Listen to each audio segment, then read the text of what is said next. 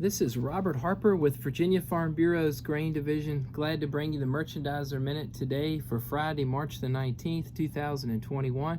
Let's take a look at how the futures closed out this week's trade in Chicago.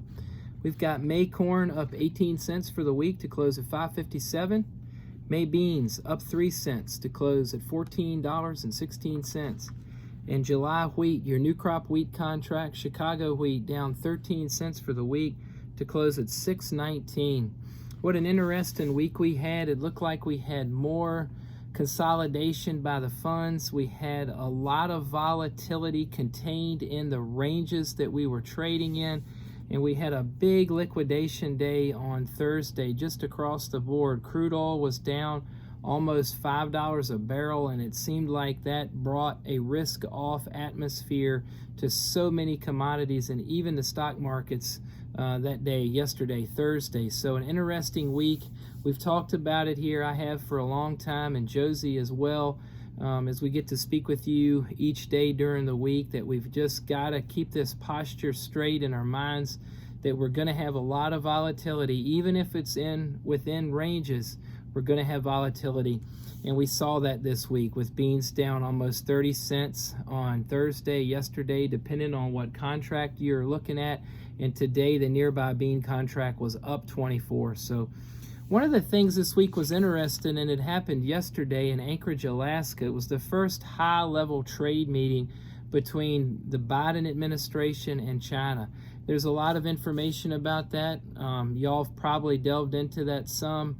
And we're going to be looking for more information, more opportunities for our trade representatives to meet with China's trade representatives and really determine, do we have a trade deal? What kind of a trade deal do we have? Or is the phase one deal over with and done? And is there something new coming? So it's going to be one of the things we're going to be looking for next week and in the weeks to come.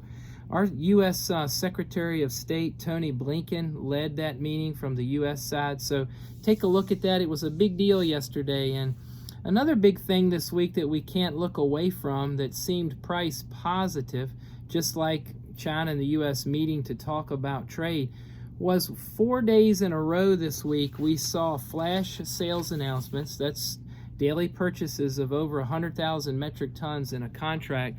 We saw flash sales announcements from China buying corn 4 days in a row. So maybe the futures market had those prices built in. We did get an 18-cent increase, as I said a few minutes ago, this week on corn for the whole week. So we're going to thank those Chinese purchases for that. And the numbers are really just staggering. In 4 days this week, if you do the math, metric ton converting to bushel, that's right at 150 million bushels of corn that China bought this week from us. And remember, in a normal year, acres vary, weather varies, but in a normal year, Virginia grows about 50 million bushels. So again, to think that China just at an amazing pace buying 150 million bushels of corn from us this week. Excellent demand.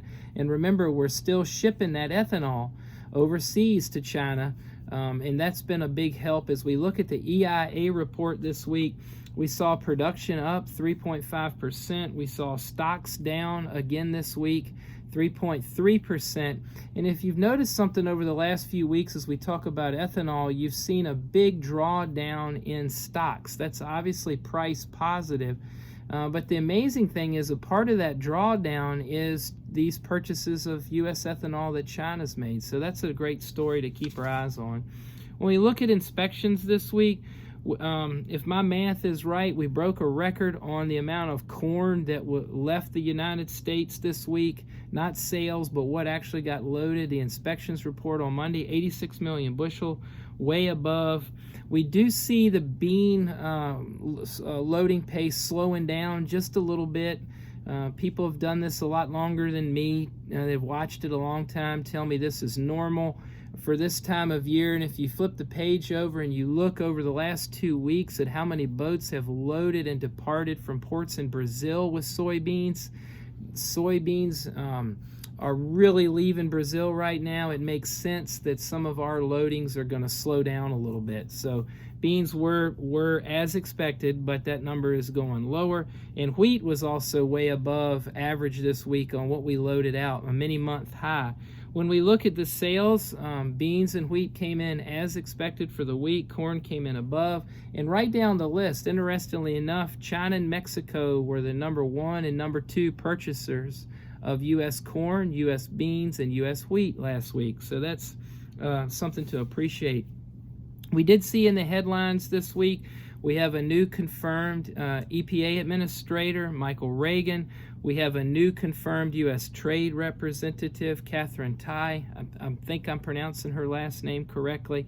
So keep your eyes on these new appointments that are coming in and how that affects outside influence as well as direct influences on your futures price. We had more winter weather. We expect that.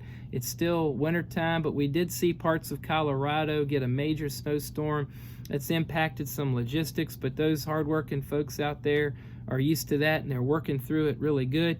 One interesting thing this week too, on Monday was the first day that the CME Group has allowed for expanded limits for speculators on futures contracts. They increased, depending on what commodity that we're talking about, 60 to 80% on how many futures contracts a speculator can be long or short. That's a long discussion, a good conversation about more extremes coming into the market, potentially more volatility, but just know that as of Monday of this week, now speculators have larger or expanded limits on the amount of futures contracts that they can be long or short. We saw a lot of spread action this week, which was between futures contracts, especially in corn, where the nearby contract would be up and the new crop contract would be flat. That was pretty indicative of, or hinting to us that export sales in the nearby for this marketing year were on the books. And again, we sure saw that this week with 4 days of China having daily flash sales announcements. So look for spreads action, the bull spread action next week. Will the nearby contracts be going up more than the new crop contracts? We got February's crush numbers from NOPA this week. 155 million bushels of soybeans crushed in the United States in February. That was a little bit below expectation, but anybody that I know in that world tells me it was just due to the weather that they were dealing with in February and logistics. So next week, we're looking for more flash sales reports. We're looking for anything we can find about South American weather and how that double crop corn is getting planted down in Brazil. And I'm just going to leave you with well wishes. Give us a call if we can help you with your marketing, old or new crop. Give us a call. This is Robert at Farm Bureau's Grain Division.